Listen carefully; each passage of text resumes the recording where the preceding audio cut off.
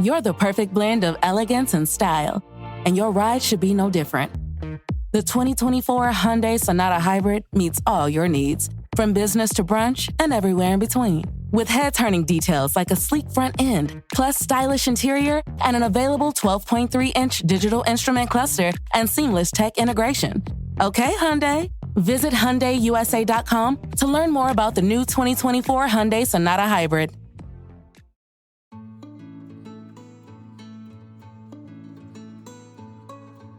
Hi there. Thank you so much for listening to Raising Me. I'm Adrienne Stein, a mom of three and a longtime journalist. Here we talk about the things we're experiencing or celebrating or struggling with or just frankly confused about as parents and go right to the experts for advice. Big shout out to Maine Health as one of our sponsors for helping us to bring all of these great guests to you. Today, we're actually revisiting a conversation about allowance with Mary Dyer in light of Financial Literacy Month. Mary is the financial education manager at the Finance Authority of Maine, who, even with all her expertise, has struggled with this with her own kids.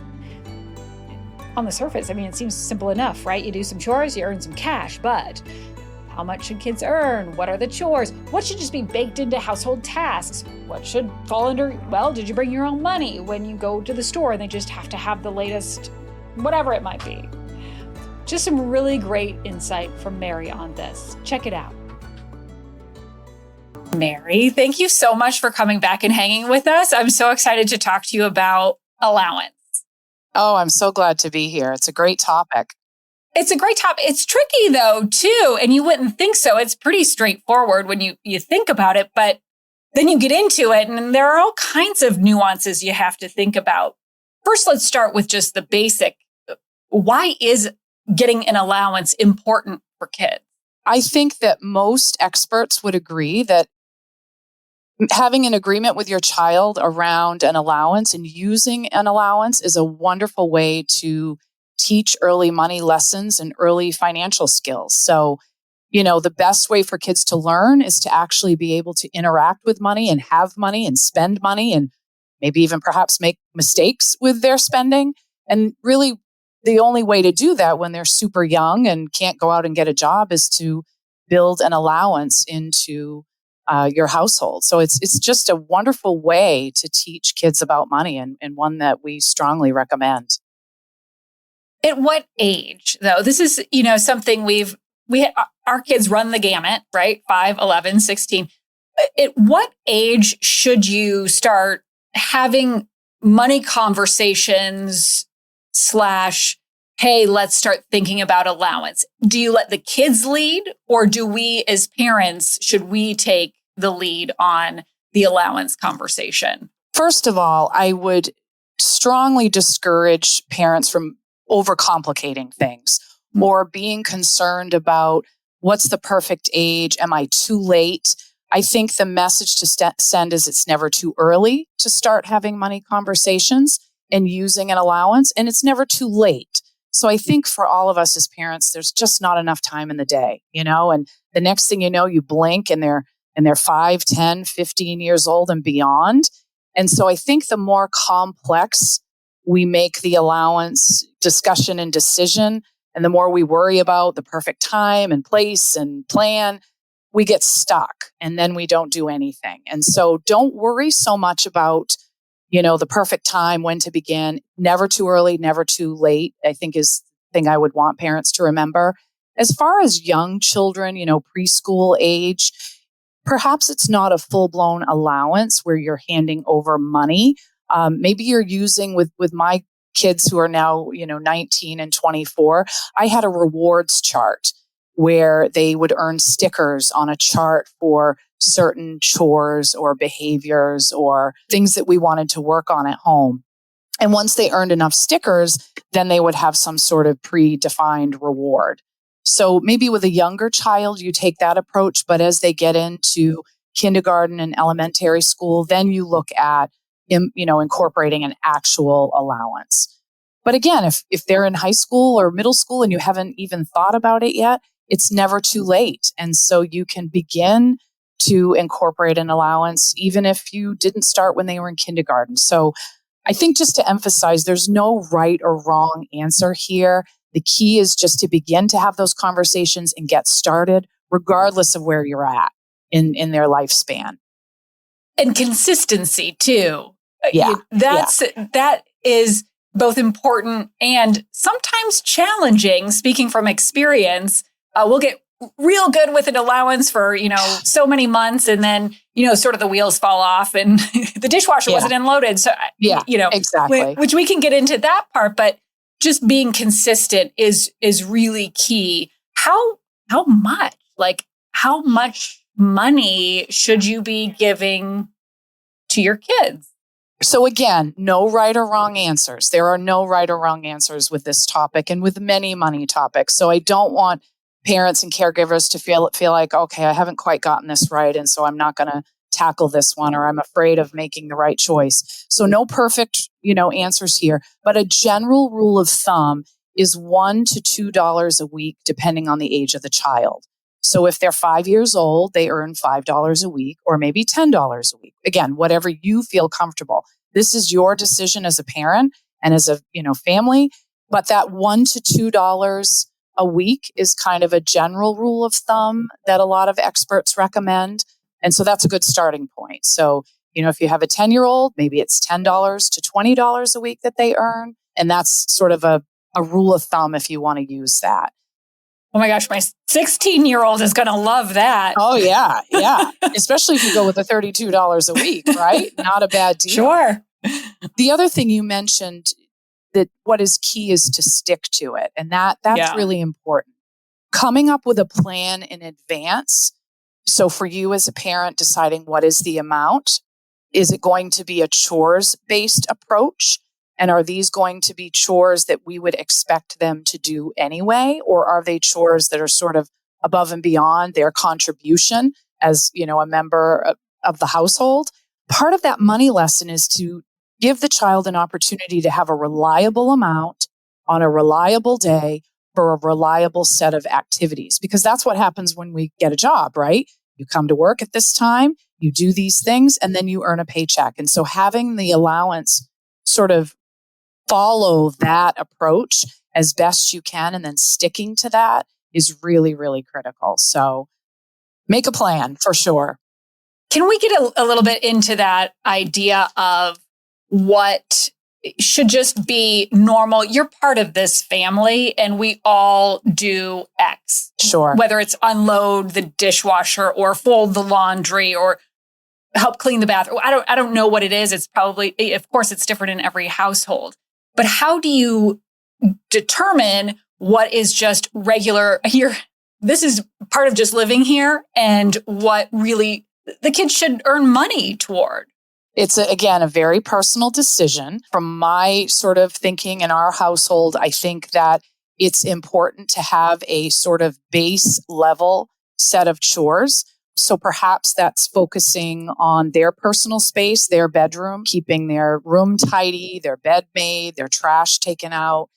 Perhaps it's helping with taking out the garbage, feeding a pet, emptying the dishwasher. That I think it's a good strategy, but again, personal decision here, to just have sort of a standard set of chores and expectations. And then perhaps the allowance is above and beyond that.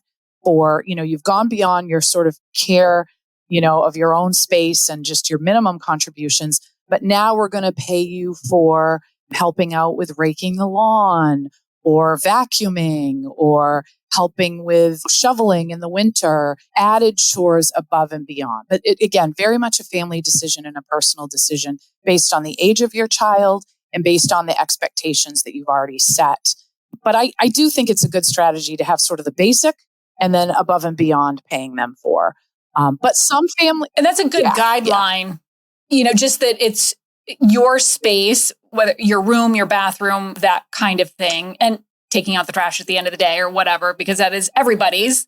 But then those other things, the vacuuming, the mopping, the whatever it could be, would be something that would be earning money for them. So that's kind of a good, just sort of general baseline. Another approach that some families will use is a goals-based approach. So rather than having an amount that they're earning specifically You're still tying it to chores, but it's based on a savings goal. So perhaps the child says, I want a new video game console, and that console is $400 or $500. So rather than you paying the child for those chores and they get an actual allowance and a certain amount of money, you're putting that earning, if you will, towards that goal. So perhaps you say, I will contribute $200 to the item or whatever amount you agree upon when your next birthday, and you'll contribute the other half, or, whatever that goal is. But you're putting the money towards the goal, not giving it directly to the child. So there's a couple different ways to do it. But I think, having a minimum expectation of chores and then those allowance-based chores, the key is to set those expectations with the child, have a really clear plan of, again, what you're going to get paid for, when you're going to get paid, and how much, and really stick to that. The consistency, because, I know in my house, Saturdays get busy. Oh, I couldn't do whatever. And then suddenly it's 2 weeks later and it hasn't been done. Feels very personal. Yeah. And just to add there, what works for me, because I think this is, as parents, the amount of time in the day and the chaos of our lives and all of the activities and everything we've got going on, and we're challenged and struggling with our own finances. How do we fit these money lessons in and these expectations in? And I think, again, using sort of that chart approach, even with an older child, it might be just a one sheet of paper that you can just check off, like they did it or they didn't do it, or this Saturday they committed and they did the extra. And because if you're like me, you're going to get a week, 7 days down the road, and to really remember exactly what happened when and did they follow through, you're going to have to track it somehow to hold them accountable for what they've agreed to. Let me drill down on that, because then, so say they do half their list and not the other half. Then do you say, okay, well, instead of $8 this week, you get $4? Sure. So again, two approaches. And I think you're going to get tired of hearing me say no, right or wrong. But think about in the workplace. If you only do half your job, what happens? You get fired. Right. So do you want to have expectations set where they can sort of meet their obligation or get halfway there and still get paid? Or do you not pay their allowance that week? Do you have a penalty, if you will? So that's, again, a decision you'll have to make up front. Do they have to complete all of their chores? Or are there specific chores that they could complete some of and still get paid? Again, what type of lesson do you want them to learn? I think follow through and sort of modeling it like a real job is always a good approach. But again, that's got to be part of the plan and the guidance that you provide to the child up front. I'm actually taking personal notes here just so I remember when I go home today. Well, I did have a question about adjusting it over time, but I think we kind of hit on that. But just to reiterate, obviously, my 5-year-old is not going to get the same thing as an 11-year-old. Sure. So if you do stick with roughly that $1 to $2 per age, then there is a natural progression each year on what is earned. I would imagine, though, then the responsibilities also increase if your allowance is increasing. Absolutely. As the child gets older, those expectations should certainly increase. The tasks that are, assigned, if you will, become more complex. There might be multiple steps to completing the task. For a young child, it might be bringing the laundry upstairs. But for an older child, it's doing the laundry. So it's again, the complexity and the length of time that it takes should certainly increase as they get older. Even when you get the attitude that you're so unreasonable about what you're asking. Yeah. Oh, especially. Yeah. Especially when you get, Again, taking notes. Uh-huh. Yeah. This is something too that I think a lot of parents kind of struggle with. And this is a simple example, but, say you're at the grocery store and this kind of falls under what should you spend your allowance on and not spend your allowance on. But like, say you're just at the grocery store and somebody's like, oh, can I grab a pack of gum? It's $1. Yeah, sure. Throw it on. should you stop and just say, well, did you bring your money? Like, where is the balance within that? Nothing feels better than feeling your best, which is why Maine Health continues to provide Northern New England with the best network of people, programs, and resources working to help you be your healthiest self. And by doing so, we're creating different paths and giving you options in personal wellness. That's health and care in harmony. That's Maine Health. To learn more, go to mainehealth.org/harmony. Yeah. So I think that that's, again, another important part of all of this is to provide guidance to your child and have expectations set of what the allowance will, once they've earned it, be used for. So I think that another practice that a lot of parents will implement alongside the allowance is a conversation around setting aside, if you're earning $5 or $10 a week, setting aside money for spending, putting some money into savings, and then putting some money into giving.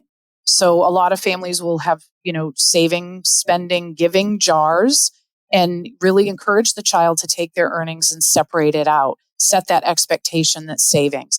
And then that spend money, they should get into the habit of having a wallet or some way to carry that money to the store. And when they need a pack of gum or that small purchase, that's a great way to give them an opportunity to use their money and engage. And as I said earlier at the beginning, let them buy something that you are absolutely not necessarily going to buy for them. Let them make mistakes. Let them test out using their money and perhaps spending all of their money all at once on something that they might even regret later. That's okay.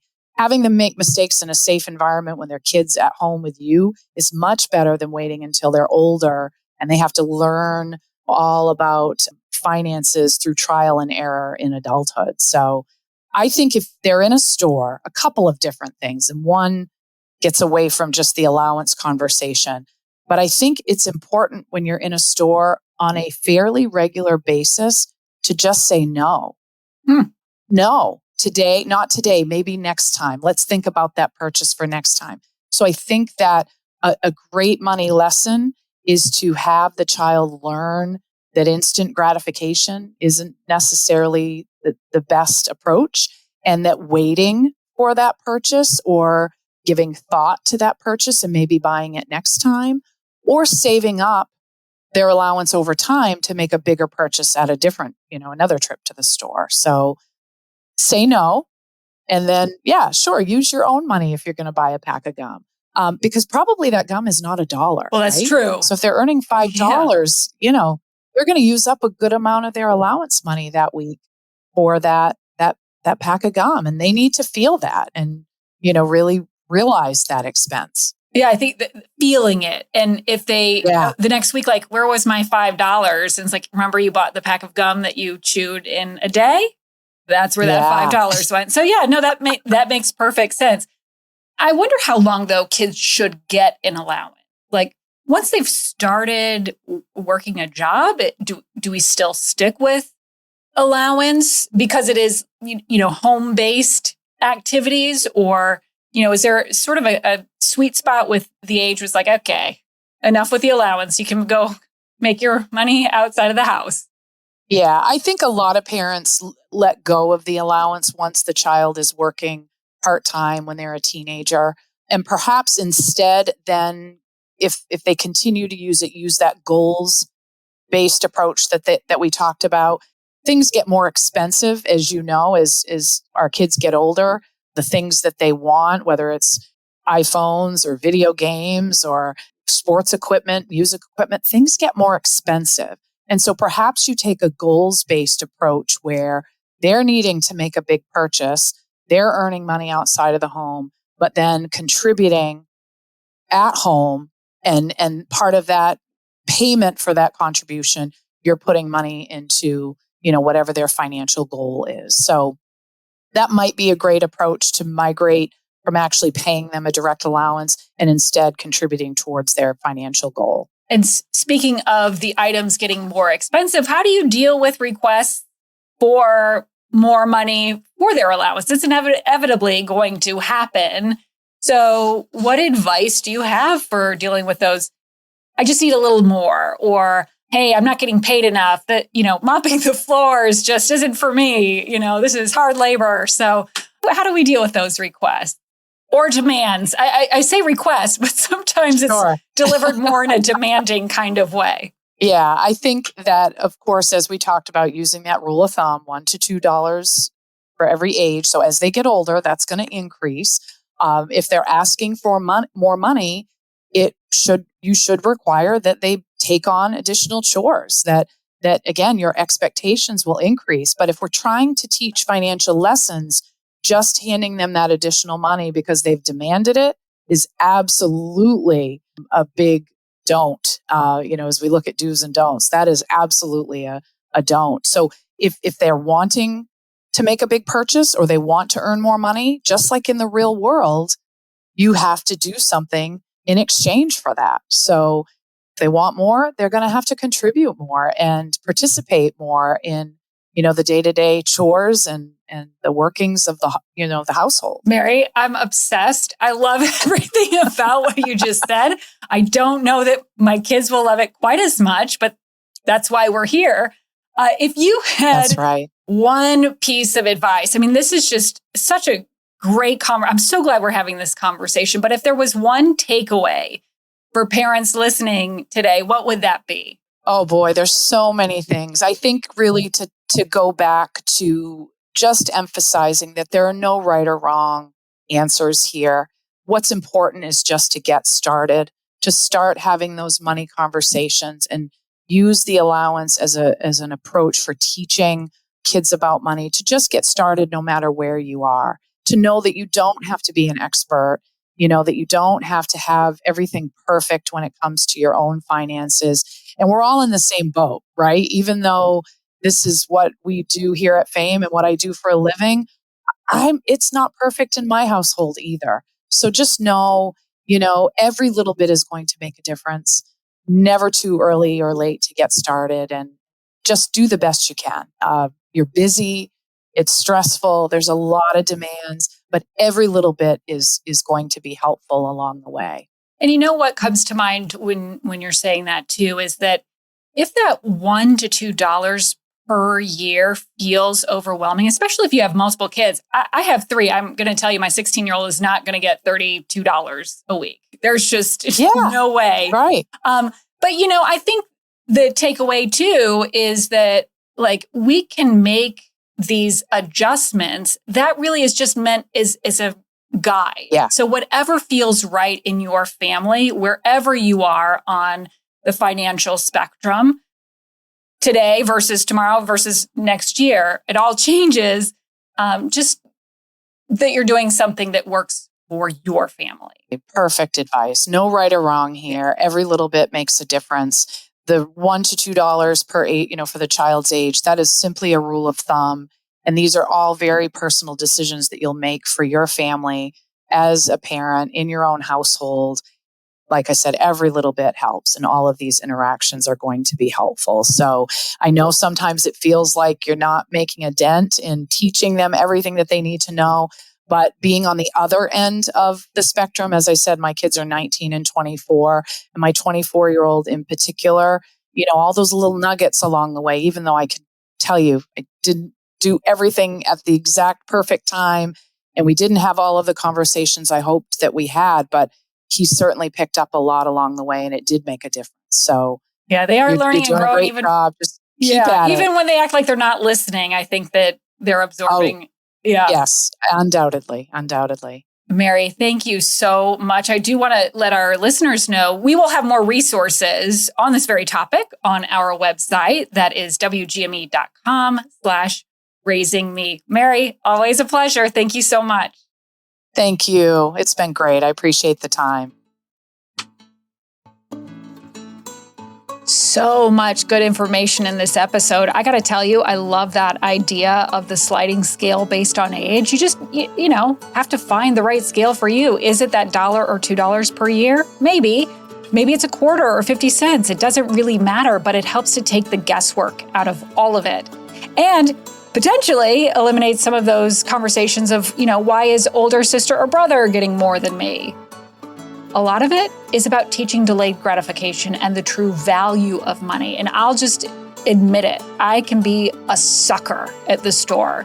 But after the conversation with Mary, I'm much more inclined to say, well, did you bring your money? Or if not today, or you don't have enough, let's think about ways that you can earn more. It's hard. I totally get that too. I'm usually, not always, but usually, pretty quick to throw in an extra $5 or whatever if one of the kids is short. Ultimately, and this is stripping away everything else, the lesson behind all of it is that hard work pays off. Yeah, you might rather be playing video games or hanging out with your friends. Totally get that. But you first have a responsibility and you're rewarded for sticking to it. Bottom line here, Mary says it best. It is never too early. It is never too late to start. It is just important to get started and to stick with it. Thank you so much for listening to Raising Me.